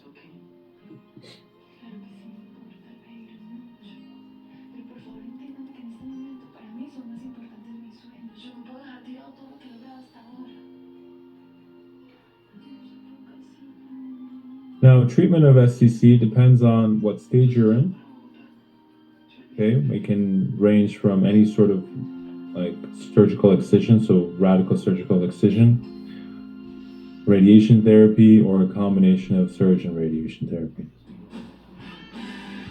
Se comió todo el cuento. Sí, y usted qué le dijo. Nada, Jessica, que le iba a decir yo. Pues eso me tocó emborracharle y hacer como si me estuviera doliendo. Pero para ello la virgen. Como le bello. No, pero sabe que el final Now, the verrucous carcinoma, like I said, is a subtype of SCC, but it's more well-behaved. Okay, it's a well-behaved version of SCC. Sorry, as a question. Could you repeat the metastasis of lymph nodes again? Sorry, I missed the point. So I just said that metastases occurs through lymphatics, goes ipsilateral first. Distant sites are lung, liver, and bone. We said nodal involvement initially in these three areas: lower lip, tip of the tongue, anterior floor of the mouth. Initially goes to submental nodes. Everything else typically will go to submandibular and jugular-digastric first. And everything else will obviously make it to the cervical nodes. And I posted the photo in the group chat. And the treatment we said was a combination of surgery, radiotherapy, or one of them alone. We started discussing verrucous carcinoma. So verrucous carcinoma is a slow-growing malignancy. We said it's more well-behaved, it's well-differentiated, it grows slower. Okay, it's well-behaved because it grows slower, and it's well-differentiated, meaning that it is very closely resembling the tissues that it originated from. Okay? So because it's slow-growing, well-differentiated, it has a better prognosis compared to squamous cell carcinoma, and it is more locally destructive than it is able to metastasize to distant locations. Okay, so it grows, expands. So it's an expand cell in terms of growth. And locally, will destroy whatever structures are there. But again, distant metastases are uncommon. So grows slowly, doesn't metastasize, locally destroys, well-defined, it's well-behaved. Okay.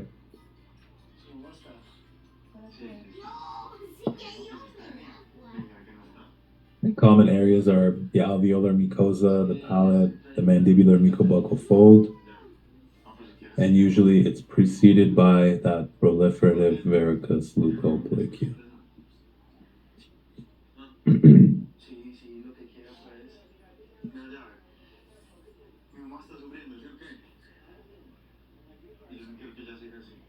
Okay.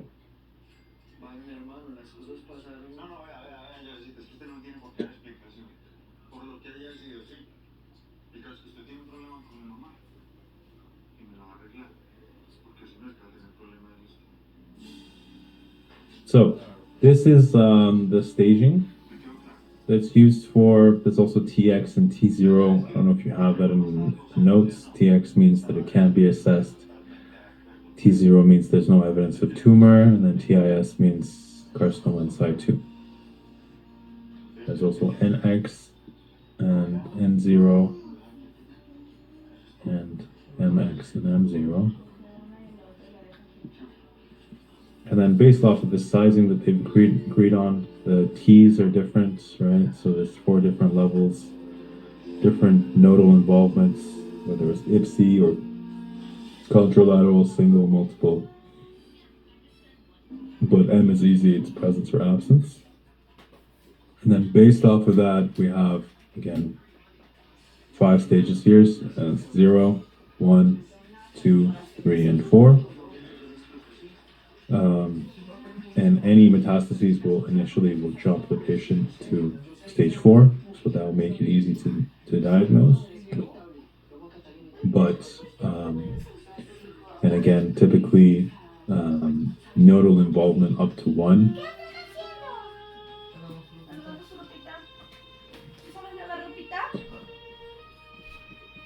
without any other sort of, if it's not like T4 or any metastases, everything will be stage 3. Okay, kind of makes it kind of easier. It's just memorization. There's no easy way of remembering this, but just remember any metastases will jump it over to stage 4. Nodal involvement up to 1 without tumor size being 4. Everything else is going to be above the stage 4. But again, I'm sorry, you're gonna have to memorize this. There's no easy way to teach this or anything. It's all just memorizing. So this is the staging that's for squamous cell carcinoma. Okay. Every malignancy will have their own, depending on the size, nodal involvement. What does TIS stand for? TIS was carcinoma in situ. What would be the treatment of each stage? I don't know. I don't treat squamous cell carcinoma, so depending on each stage, they will treat it accordingly. Like we said, it will either be surgery alone, radiation therapy alone, or a combination of surgery and radiotherapy, depending on what it is.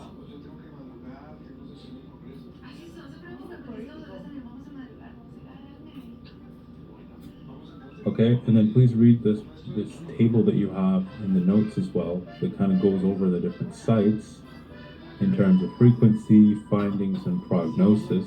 Kind of did allude to this a little bit more. Okay, and again, common sites, clinical findings, prognosis. Please study this very, very well.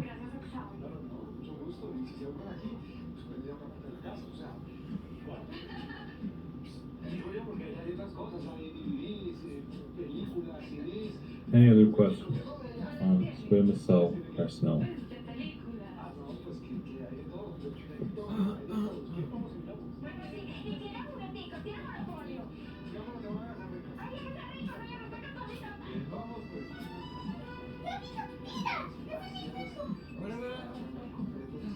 Oh, ¿ese te gusta? Vamos a comprarlo ya.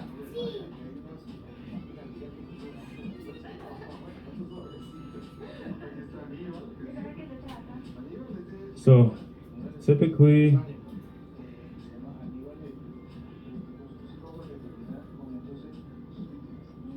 depends where it is, Dr. Wajiha, depends where it is. First note to be involved depends on where this is. How are questions formulated for this?